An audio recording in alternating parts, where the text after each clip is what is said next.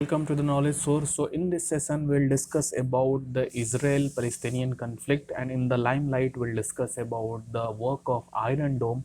and why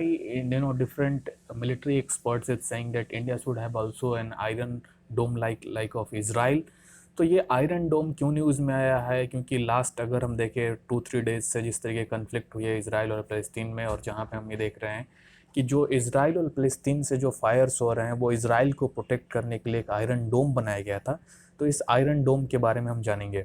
but before starting this session मैं आपसे बोलूँगा आप टेलीग्राम चैनल और फेसबुक चैनल से आकर जुड़ सकते हैं, and please don't forget to subscribe our YouTube channel also. So अगर बात करें इसराइल और फ़लस्तीनियन की जो कन्फ्लिक्ट है, जहाँ पे यूएस ने अभी सीरियस अपना एक कंसर्न जाहिर किया है और अपने डीएस्केलेशंस की बात की है, जहाँ पे गाज़ा स्ट्रिप में हम देख रहे हैं जो सिचुएशन है, और स्पेशली जब हम देखें इसराइल पे जो अटैक्स हो रहे हैं बाय द हमास जो कि एक टेररिस्ट ऑर्गेनाइजेशन है, और हिज़बुल्लाह के साथ वो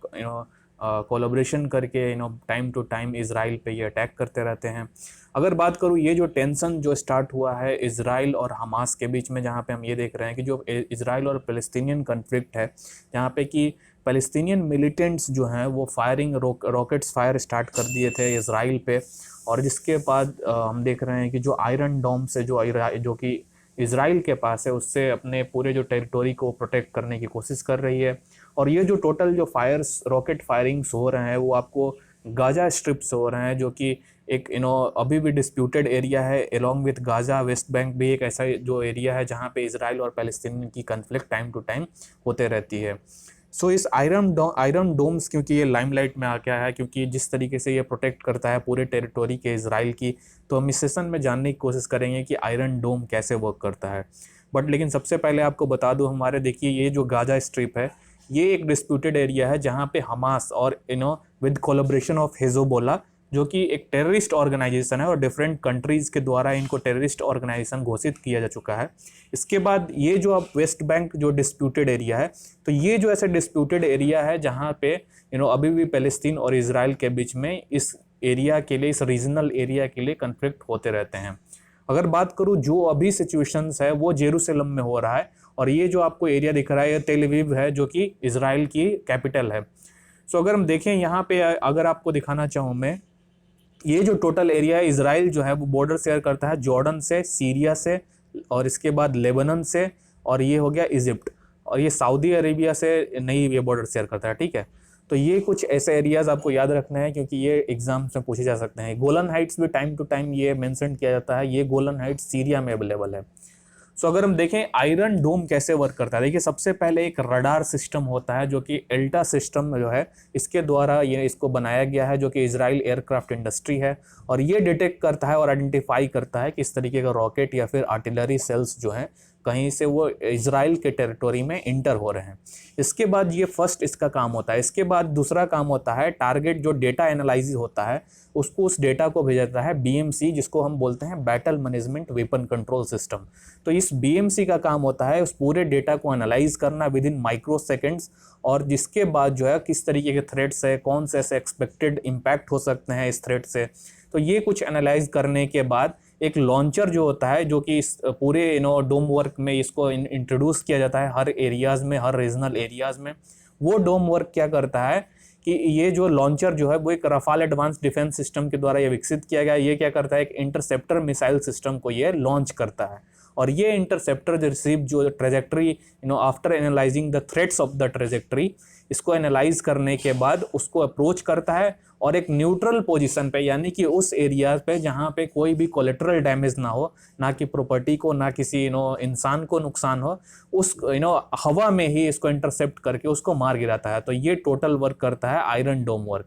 अगर हम देखें, आपको एग्जाम्पल के थ्रू आपको दिखाना चाहूँ, अगर ये मान लीजिए इस तरीके ये जो है वो गाज़ा स्ट्रिप है और ये इसराइल की टेरिटोरीज है, तो अगर इस तरीके पे यहाँ पे अगर आप देख सकते हैं कि कोई भी रॉकेट लॉन्चर गाज़ा स्ट्रिप से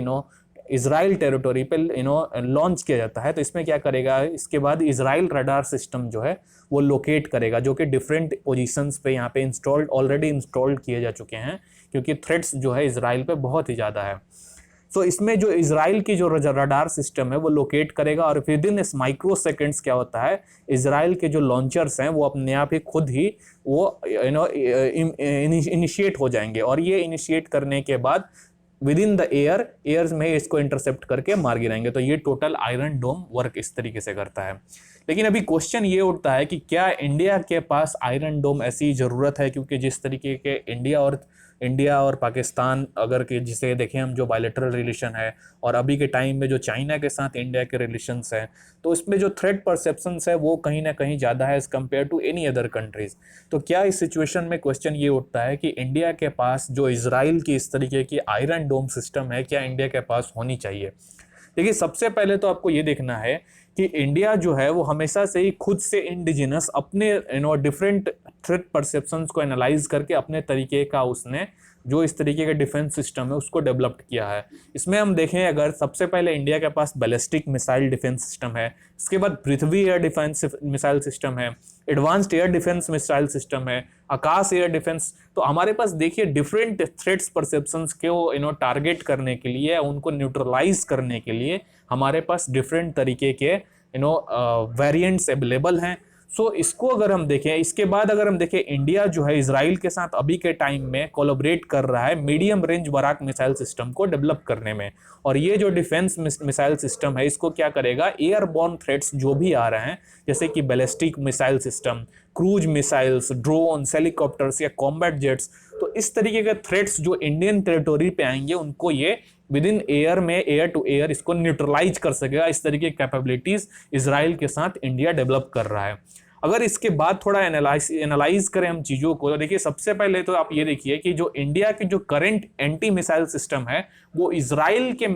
डिफेंस मिसाइल सिस्टम से थोड़ा फार बेटर ही है। लेकिन अभी considering the fact that India इसको जिस तरीके की जरूरत है उसको डिप्लॉयड नहीं किया है, या फिर मैं बोलूँ अगर आपको एग्जांपल के थ्रू मैं बताऊं, जो इजराइल का जो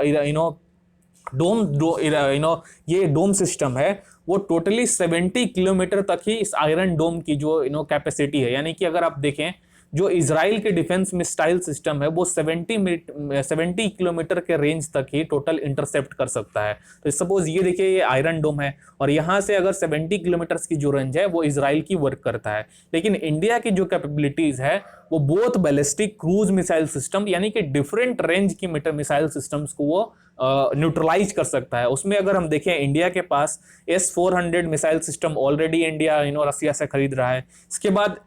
अभी इवन अगर हम देखें यूएस के साथ NSAMS जो है वो मिसाइल सिस्टम्स की जो कैपेबिलिटी है वो भी बहुत ही ज़्यादा S-400 की जैसी है। तो इसमें हम देख सकते हैं कि डिफरेंट जो लॉन्चिंग सिनारियोज है या फिर जो इस तरीके के थ्रेट परसेप्शंस को न्यूट्रलाइज करने के लिए जो कैपेबिलिटीज है वो इंडिया ऑलरेडी इम्प्रूव कर चुका है और उनमें वर्क भी कर रहा है। इवन इजराइल के साथ भी अगर हम देखें तो इसमें देखिए आपके पास जो अगर एक एग्जांपल देखिए बराक 8 जो है जिसमें कि short range missile system specially इस तरीके से डील करने के लिए इजराइल के साथ इंडिया कोलैबोरेट कर रहा है। तो अगर हम ऑलरेडी ऐसे सिस्टम्स बना चुके हैं तो इसमें फिर आयरन डोम को प्लेस्ड करना एक ऑलरेडी जो हमारे पास जो रिसोर्सेज हैं उन पे एक्सेसिव प्रेशर क्रिएट करेगा। और had it been the case कि अगर हम सिर्फ इस तरीके के मिसाइल सिस्टम यानी S-400 या NSAMS हम अगर पहले से डील नहीं किए होते तो इंडिया में भी आयरन डोम के बारे में सोच सकता था। So I really hope you guys have understood the whole concept and understood that why India should not have Iron Dome like Israel. So that's it for today. Thank you as always for joining.